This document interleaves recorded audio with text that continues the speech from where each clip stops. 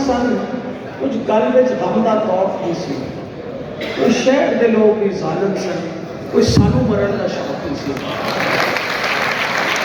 ये वक्त आ गया है, ये मुल्क जो है ये आपको बुला रहा है, ये धरती जो है ये आवाज दे रही है माओं को, बहनों को, बेटियों को, बेटों को, भाइयों को, बुजुर्गों को कि उठो, मेरा दफा करो। हम आजाद कौम पैदा हुए थे, हमें महकूमी में मत धकेलो। ये लफ्ज है जो बार बार हम दोहरा रहे हैं और वही वाली बात है, कोई फिक्र परेशानी की बात नहीं है। मैं मियां महमूद रशीद साहब को रिक्वेस्ट करूंगी कि तशरीफ लाएं, आइए और प्लीज आप जरूर बात करें। इमरान खान से मेरा इश्क 2008 में उस वक्त हुआ जब मैं कैंसर से लड़ रहा था और बकौल डॉक्टर मेरे बचने के इम्कान बहुत कम थे। मेरा इलाज तो खैर फौज ने किया, जिसको मैंने 32 साल अपनी ज़िंदगी के दिए। अगर अल्लाह मुझे 32 साल की ज़िंदगी और दे और कोई प्रोफेशन मुझे इख्तियार करना पड़े तो वो भी मैं फ़ौज को ही। मैं इस मुख्तसर बात में सिर्फ एक छोटा सा पैगाम जो खान साहब बार बार दे रहे हैं मुख्तलिफ चैनल्स में, बस उसकी याद दिलाने के लिए यहाँ पर खड़ा हूँ। खान साहब ने अभी 2-3 दिन पहले भी एक बात कही, इस मुल्क को बचाने के 2 इदारे हैं, पाक फौज, पाकिस्तान तहरीक इंसाफ।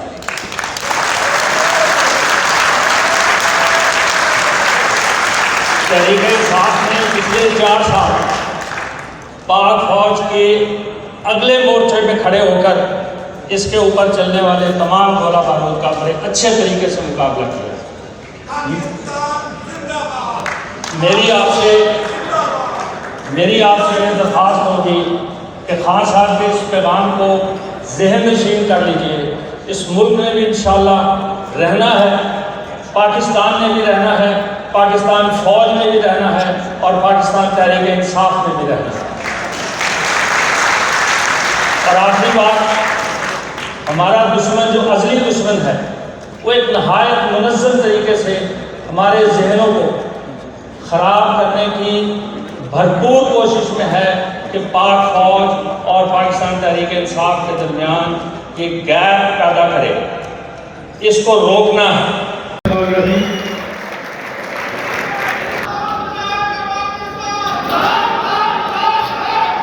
या कुछ नहीं हो रहा पाकिस्तान को, भाई बात को सुन लें।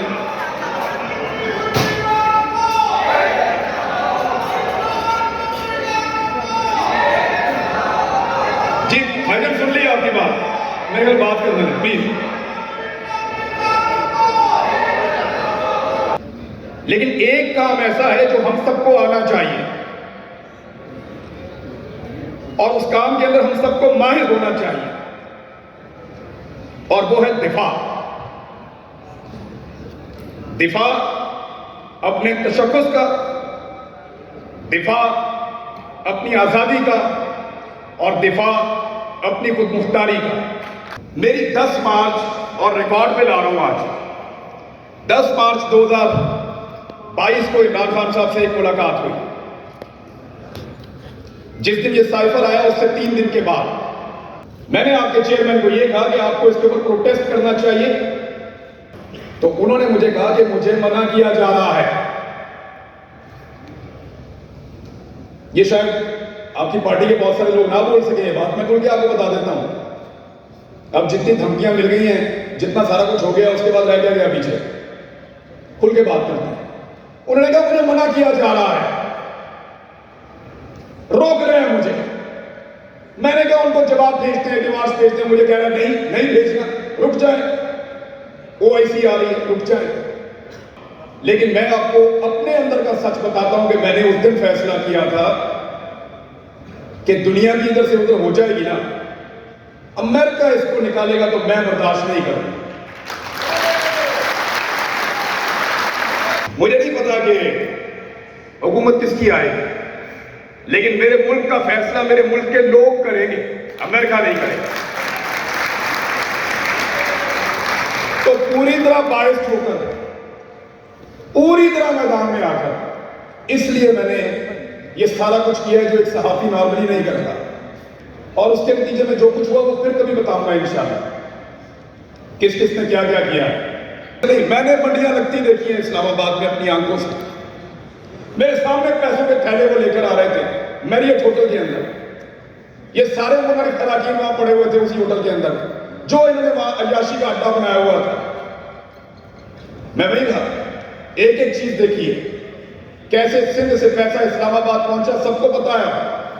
सीरियस बता रहा हूं कि जब तक कंफ्यूजन थी ना, तब तक डर लगता है। सबका गला खुश्क होता है, सबको डर लगता है, सबकी फैमिली हैं, बच्चे हैं, माँ बाप हैं, सब बाहर फिरते हैं। ये बहुत ताकतवर लोग होते हैं, एस्टैब्लिशमेंट की बात कर रहा हूं। तो जब तक आपके दिमाग में कंफ्यूजन होता है ना, तब तक डर लगता है। जब आप एक साइड पे आकर खड़े हो जाते हैं ना फैसला करके, यकीन करें बिल्कुल डर नहीं लगता कि क्या हम आज़ाद मुल्क होंगे या हम डिक्टेशन लेंगे। क्या हम दूसरों के कहने पे चलेंगे या हम अपना मुस्तकबिल का तयन हम खुद करें। कि पाकिस्तान में कौन सा बहरान था, कौन से जुलूस जलसे हो रहे थे, कौन सी आवाम सड़कों पे थी, क्या हो रहा था। बल्कि उससे बरक्स, ठीक है महंगाई थी लेकिन एक्सपोर्ट्स आपकी बढ़ रही थी, आपकी टैक्स कलेक्शन हिस्टोरिक लेवल पे पहुंची हुई थी, आपकी इंडस्ट्री जो है वो आगे बढ़ रही थी,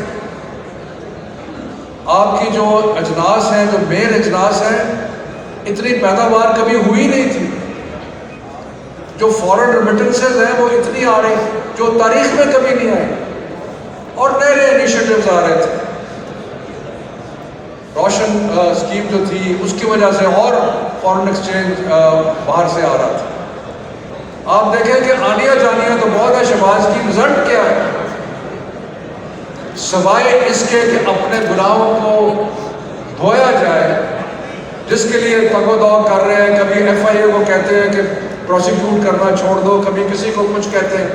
इसके अलावा और क्या क्या है आपने। हमारी ख्वाहिश है कि इंतखाब कराया जाए, बल्कि अगर आप दुनिया की तारीख देखें तो जब इस किस्म के बहरानों का सामना होता है और इंतखाब होते हैं, तो जो हुकूमत आती है वो एक मैंडेट के साथ आती है। उसको अवाम ने अपनी आशीर्वाद, अपनी सपोर्ट दी होती है। और इंशाअल्लाह ताला जब इंतखाब होंगे तो क्या होगा, एक ही लीडर आएगा, इमरान खान। कौन बनेगा? वज़ीर आज़म। कौन बचाएगा पाकिस्तान?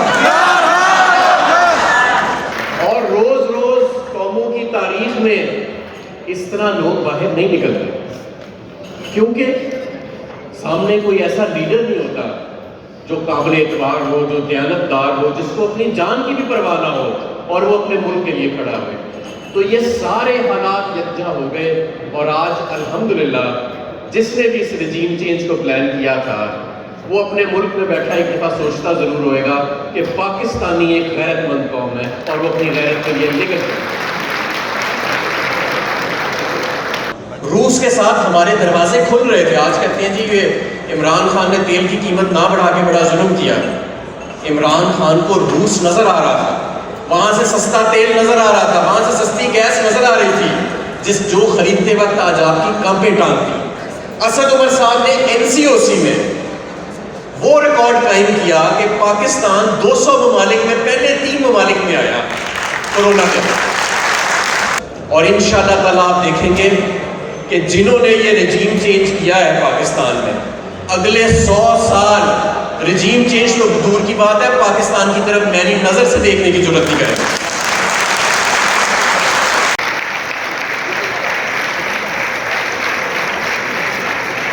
अंकल किथे गए हैं?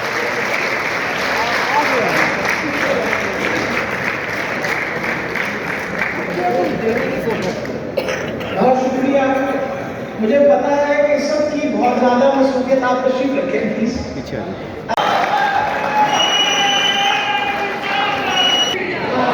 बिस्मिल्लाह। बिस्मिल्लाह रहमान रहीम जी, अस्सलाम वालेकुम। तो उनके सामने उस वक्त की दुनिया की सबसे बड़ी सुपर पावर थी। बर्तानिया दुनिया की सबसे बड़ी सुपर पावर थी। 3 गुना ज्यादा तादाद के अंदर हिंदू थे। अगर मुसलमानों को लीड किया, अगर उनके साथ टकराए और किस खुददारी के साथ टकराए। एक फंक्शन हो रहा था तो खत्म हुआ तो माउंटबेटन और कायदे आजम दोनों थे। कायदे आजम पहले उठ के चले गए, माउंटबेटन पीछे आ रहा था। तो एक सहाबी ने पूछा, उसने कहा कि जी वो गवर्नर जनरल है।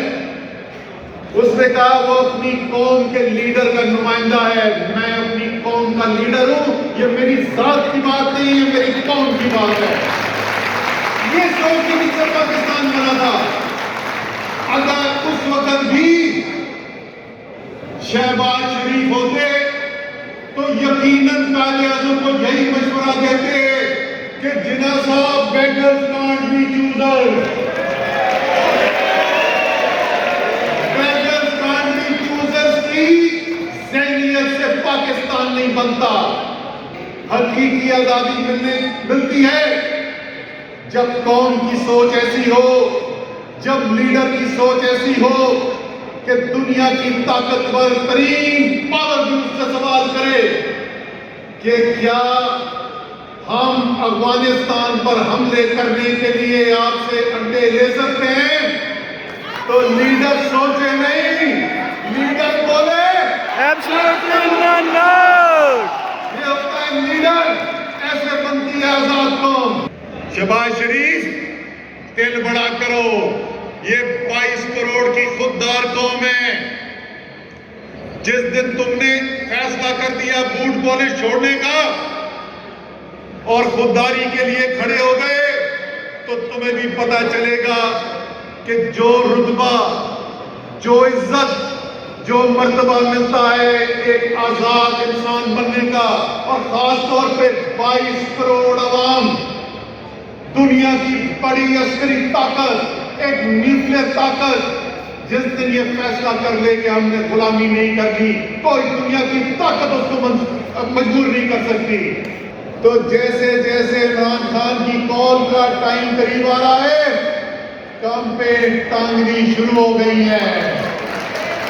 जिस दिन कॉल आएगी, पाकिस्तान की तारीख का सबसे बड़ा इज्तिमा निकलने वाला है। और सिर्फ पाकिस्तान नहीं, दुनिया देखेगी कि पाकिस्तानी कौम ने फैसला कर दिया है गुलामी, गुलामी, गुलामी, पाकिस्तान जिंदाबाद।